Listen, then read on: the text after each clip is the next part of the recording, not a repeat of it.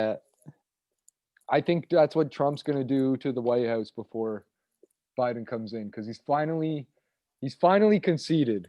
He knows voter fraud's real.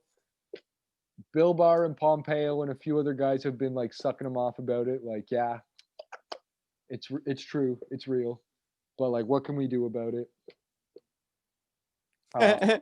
They're not able to start the whole crowd, stoke the crowd like they are in other countries like Libya, because there's no CIA movement behind this side.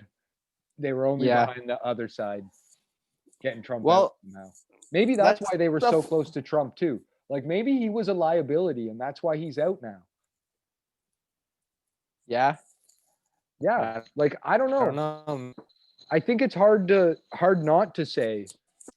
After he it's hard to tell intelligence like without that, knowing, and they infiltrated their way into his team. Either he's for them and they just don't care enough to do a coup in their own country, or the people hate Trump that much, and the intelligence are part of the people. The thing is, if they really want to do a coup, I mean, like when they do it in other countries, it's usually just like they try and start something, but the people have to take off with it themselves. Antifa. Like that's what it. That's like why the. Yeah, like that's why it didn't work. Like the Bay of Pigs, it failed because the people of Cuba didn't want to overthrow Castro, and they thought that they would. Yeah. Right, and so it's like if that's what they really want to do, then you'd want to, like, I would think you would want to bring in this super controversial guy, get a bunch of people to like him. He's the most controversial guy ever that's ever been president, right? He just comes out, he says whatever. Half the country loves him, half the country hates him. And then you just rip him out, right? Maybe that was the plan the whole time. And then if they don't get enough fucking stir up going this time, then they'll run him again in 2024. Well, that's the other thing too, is like how much of the system can even be manipulated. Like, can you really create a system within the Republican Party that is like coup-like to get the right guy on top of the primary? Because they seem a way more legitimate than the Democrats. Like, here's the Republicans for. Yeah, in the electoral. What makes you say that? Primaries, because there's no super delegates. But maybe I'm wrong. Maybe I don't understand it quite right. Oh, I don't know. Yeah, I don't think the super delegates really a huge say. I think they usually can do things, but they don't. But I don't know. Yeah, I don't know either. Yeah, it's hard to. I don't know, man.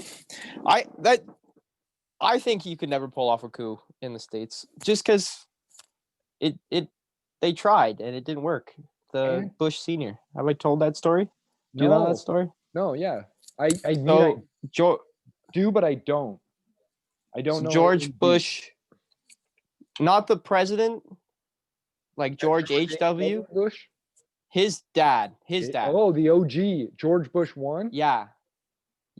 So back in like I think it was interwar period between World War I and II. And like Hitler was popping and people were doing fascist coups. And they were like, why don't we do a fascist coup? And so it was the Bush. And like this isn't even like a controversial thing. This is something you can look up and read pretty easily. It was one of the Bushes and like just a group of billionaire families had gotten together and they went to a general and was like, do you want to be the fascist leader of America? And the general was like, no. And then fucking told a bunch of people and it didn't work out. That's just what I think would happen. Like awesome. You have to have a coup, you got to have the military on board usually. I mean, it's really hard to get the people. It's happened like in Turkey. That's how the president of Turkey stayed in power. Because the Turkish constitution has in it that the military job is to remove presidents that are not doing a good job. Like that's part of the Turkish constitution and it happens all the time. And so they tried to do it to President Erdogan and he Skyped the news. And from Skype on the news, He told everybody to go out into the streets and start fighting the police and the military, and it fucking worked. Nice. Well, yeah, I guess that's the other thing too. Like, by creating this whole Antifa, defund the police, anti-military movement, whereas Trump's like, I'm going to send the military out to control you people. And now he's taking people out of the Pentagon and putting in Trump loyalists. Like, he's trying to set up a coup for his side, but it might be too late. The people might already have possibly.